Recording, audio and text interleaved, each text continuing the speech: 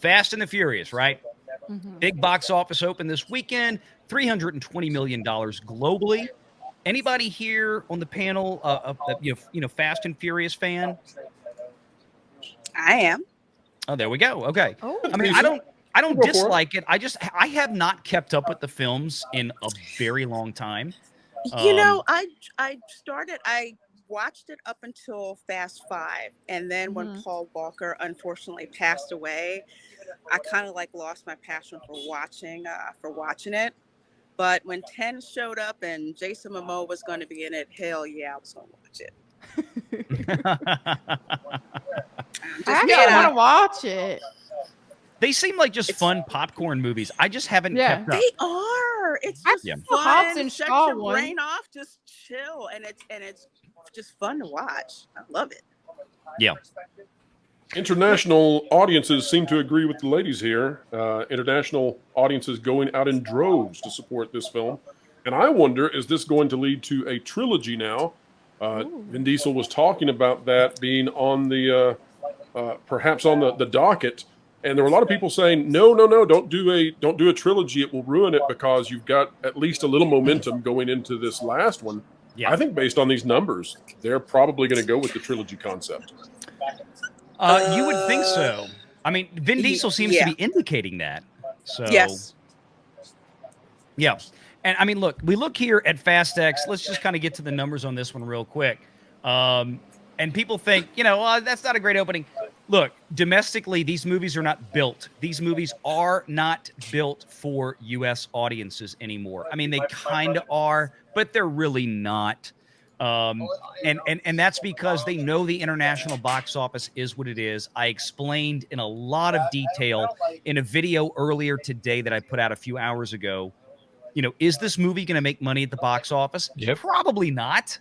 Probably not, just because of the actual giant $340 million production budget. But that's not what Universal goes after. These Fast movies are heavily licensed post-theatrical to other such, third-party streamers, the Amazons, the Netflixes of the world, as I explained in the video, as Disney doesn't do anymore. And people ask me, why are you always so harsh on Disney? Well, because Disney has made their own internal business decisions to their own detriment. That's the difference. So Hollywood movies kind of used to work like the Fast and the Furious franchise do now, in the sense that you basically want to try to recover your costs at the box office. And if you make a profit, awesome. But you used to have years of runoff after you got out of the theater in third-party licensing. And so many of these companies, and it's not exclusively Disney, but Disney is one of the biggest culprits, to where they are consuming their own content and product to where they've walked away from those third-party licensing revenues. Universal still gets billions of dollars contractually from Netflix and from Amazon Prime. This movie will wind up on Amazon Prime, and Amazon, of course, has a much bigger international footprint than does Peacock. So we can, go to the video that we did on this earlier, but I think this is a good, solid start. I covered the details. I was just curious to get everybody's thoughts on the film, if they'd seen it and what they thought. Audience out there, chat, let me know. Let me make a poll real quick. I just want to see, because we have a pretty broad spectrum audience out there. If I can get my cursor over to monitor 72. While you're making that poll, let me ask you a question, Valiant, and really get you to that double tasking. But I'm curious, now that we're watching Disney cutting content off of Disney Plus, trying to get those tax write-offs, how long do you think it will be before we start seeing some of those cut content pieces appearing on other platforms, perhaps, to try to generate some revenue? Although, let me say this, the stuff being cut off Disney Plus is loathsome. I mean, it is not high-quality content by and large. It's low rent. We're going to get to that. That's actually one of the topics for later. Wait. Willow is low rent? Are you really we going to put that there? Because that's kind of funny. It's better as a tax write-off than it is as a streaming piece of content. It was a very, Willow was a very small write-down. It was a very short roll on that write-down. Sorry. So, I get it. It's a small, never mind. It's a small world after okay. So that's where we are. I put the thing out in the chat, 80% saying no already. And that's fine. I don't have I don't have a dog in that hunt when it comes to the Fast X franchise. I really don't. They're obviously working well. They have a ton of product placement and marketing partners, like every car manufacturer on earth pays money to get into those movies. Especially the Chrysler Corporation, because that's Dom Toretto's car. Vin Diesel's character has been for several of the franchise. It's working for Universal. This is a very weird, unique kind of franchise that most other franchises don't operate like this in terms of the business model. And it works for them. So we'll see. Of course, the higher the number in China and things like that go, the higher the threshold you have to cross from a gross sales standpoint, because China returns, of course, the lowest amount of revenue to a Hollywood company. China only returns about 25% of the box office. So if they do 200 million in China like the last one, that's 50 million bucks that comes back to Universal thereabout. Do we have the international numbers yet divvied out to the various countries? Is that available? To an extent, they're not fully finished. I can go back and pull it up from Deadline. It's 251 million internationally right now. What do we got? Does it show China? It does not yet, but I can tell you from the Deadline article, China's opening weekend, I think was, I've got to go back. Let's see. I think I still have it pulled up. I was going to get to this a little bit later. It's around 60 to 70 million. It's a big one. It's basically all of Guardians of the Galaxy's box office in China to this point after 14 days or whatever it's been, versus 3 days, 4 days for, and that's what we kind of anticipated. Well, now, if I'm not mistaken, and I could be, I'm not a close follower of the Fast and Furious franchise, but I think this is a very, very expensive film also, right? This was one that cost a huge amount of money to make. Yeah, $340 million. Oh, now, Universal, Indiana Jones money. Yeah. Well, and credit to Universal for actually being honest in terms of when they put the number out, because a lot of companies, and again, not just Disney, I'm not just picking on them. Most studios will say, well, this was the budget that we had in mind to begin with.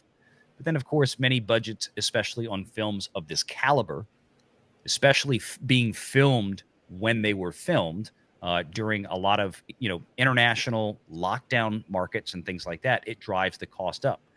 We're going to see, I suspect, a very similar figure later this year for Mission Impossible 7, Dead Reckoning, Part 1. We're talking about on the production budget side. Yeah, we're going to see 300+ million on that one as well. That movie was shut down over 7 times, if I recall, during production because of COVID lockdowns in all of the international areas that they were filming that movie, and it drove the cost of doing it. I mean, it just went through the ceiling. So, but that being said, the big thing is that what this is doing, the impact this is having on Guardians of the Galaxy 3.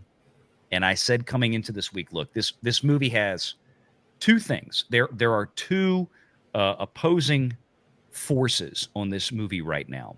Number one is the fact that this movie has largely gotten a very positive reception. And to remind the trolls out there who love to comment on my videos, I had a very positive reception to this film as well. I wasn't knocking it, from that standpoint, but the box office is what it is. So that's been driving it to an overperformance. But at the same time, the other side is that this movie is now officially, after its second weekend for a Disney film, especially, this is long in the tooth. And the international markets are now being completely consumed by Fast X, as was expected. And it's going to lose even more oxygen from the room in the next 4 to 5 days when The Little Mermaid comes out. We'll talk about that in a minute. Whether The Little Mermaid is good or bad, it is going to rob the oxygen from the room again, because right now, Disney is shifting all of their focus in terms of marketing, both here at home, domestically in the US and Canada, and abroad. They are shifting major marketing dollars right now. They're getting off Guardians, and they're having to put everything forward towards Little Mermaid. That's just how it works. And that's part of the reason why I scratched my head at the timing of these releases, 2 major releases within a couple of weeks of each other like this. But let me play devil's advocate on this one. So it's currently at 660 worldwide. We've said in the past it probably needs to get 750 to break even, right? But really 800, but that doesn't include a very substantial portion in China, and that's kind of the problem. And I'll bring this up since you mentioned it. Now, this 66 million does not include the takedown from this weekend yet. It's in the rest of world numbers. They have not been allocated into the individual countries. This is probably 80 million. When we want to compare this to Thor: Love and Thunder, as I originally told folks this would compare to, pull $80 million out of that international box office. It's a little bit closer to 300 at that point. Now put that together, you're at about 550, 540 at this point without China. Compare that to where Thor was around the same time. It's relatively pacing it.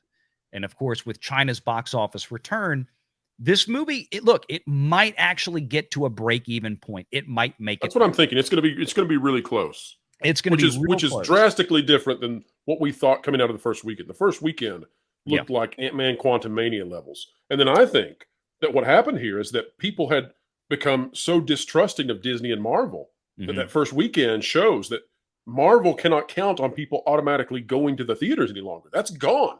Yep. You either give people a good movie or they're not going.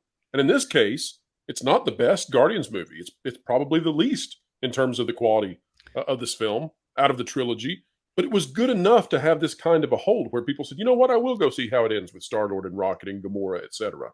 The power of Pratt compels you. The power of Pratt compels you. But I got another question here, though. We still have Mario in the theaters, right? Is there a high chance that people will just decide to go to Mario and not go to either?